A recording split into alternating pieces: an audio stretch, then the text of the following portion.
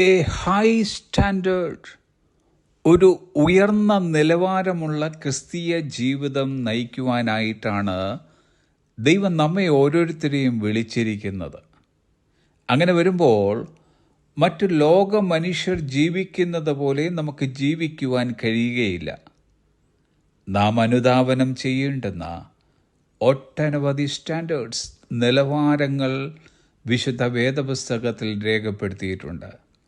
അതിലൊന്നത്രേ എബ്രായർക്ക് എഴുതിയ ലേഖനം 12-ാം അധ്യായത്തിൻ്റെ 14-ാം വാക്യം, എല്ലാവരോടും സമാധാനം ആചരിച്ച് ശുദ്ധീകരണം പ്രാപിപ്പാൻ ഉത്സാഹിപ്പീൻ. ശുദ്ധീകരണം കൂടാതെ ആരും കർത്താവിനെ കാണുകയില്ല. ലോകത്തിൻ്റെ അവസാന ഘട്ടത്തിൽ എത്തിച്ചേർന്നിരിക്കുന്ന മനുഷ്യ മഹാസമുദ്രം കടലിനേക്കാൾ പ്രക്ഷുബ്ധമായിരിക്കുകയാണ്.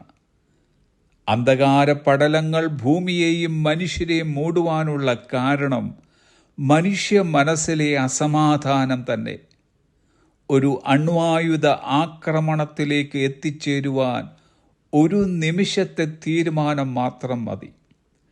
രാജ്യങ്ങൾ തമ്മിലും ജാതികൾ തമ്മിലും അന്യോന്യം പൊരുതുന്നതിനുള്ള മൂലകാരണം മനുഷ്യ ഹൃദയത്തിലെ അസമാധാനം തന്നെ. എന്നാൽ സമാധാനത്തോടെയും സ്വസ്ഥതയോടും കൂടെ ജീവിക്കുവാൻ വിളിക്കപ്പെട്ടിരിക്കുന്ന ഒരു കൂട്ടരാണ് ക്രിസ്തു വിശ്വാസികൾ.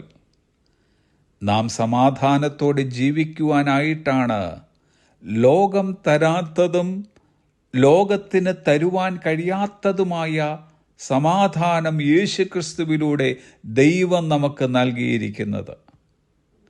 യേശുക്രിസ്തുവിലൂടെ ദൈവവുമായി നമ്മെ നിരപ്പിച്ച് സമാധാനം നമ്മിൽ സ്ഥാപിച്ചിരിക്കുന്നു. ദൈവവുമായി നമുക്ക് സമാധാനമുണ്ടെന്നുള്ളത് ഒരു സത്യമായ കാര്യമാണെങ്കിലും മറ്റുള്ള എല്ലാവരോടും സമാധാനമായിരിക്കുവാൻ നമുക്ക് കഴിയുന്നുണ്ടോ എന്നത് വളരെ ഗൗരവമായി നാം ചിന്തിക്കേണ്ടുന്ന ഒരു കാര്യമത്രേ.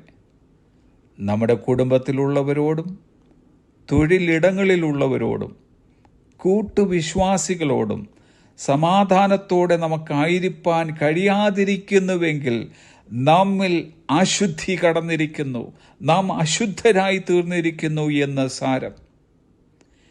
എല്ലാവരോടും സമാധാനം ആചരിക്കുക എന്നതിലെ എല്ലാവരോടും എന്ന പദം ശ്രദ്ധിക്കുക. നമുക്ക് ചുറ്റുമുള്ള 99 മനുഷ്യരോടും സമാധാനമായിരുന്ന് ഒരു വ്യക്തിയോട് സമാധാനമായിരിക്കാൻ കഴിയാതിരിക്കുന്നുവെങ്കിൽ നാം പൂർണ്ണമായും സമാധാന പ്രക്രിയയിൽ നീതി പുലർത്തുന്നില്ല എന്ന് വരും. അത് ദൈവത്തിന് അംഗീകരിക്കുവാൻ ബുദ്ധിമുട്ടായിട്ടും വരും. അങ്ങനെയുള്ളവർക്ക് കർത്താവിൻ്റെ സാന്നിധ്യം യഥാർത്ഥമായി അനുഭവിപ്പാൻ കഴിയാതെ പോകുന്നു. എന്നാൽ എല്ലാ മനുഷ്യരോടും ആത്മാർത്ഥമായി ക്ഷമിച്ച് യാതൊരു കയ്പും മനസ്സിൻ്റെ ഉള്ളിൽ വെച്ചുകൊണ്ടിരിക്കാതെ സമാധാനത്തോടെ നാം ആയിരിക്കുന്ന പക്ഷം നമുക്കൊരു ശുദ്ധമായ ഹൃദയമുണ്ടാകുന്നു.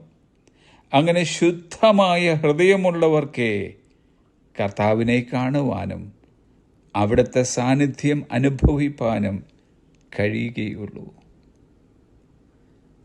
Have A blessed day.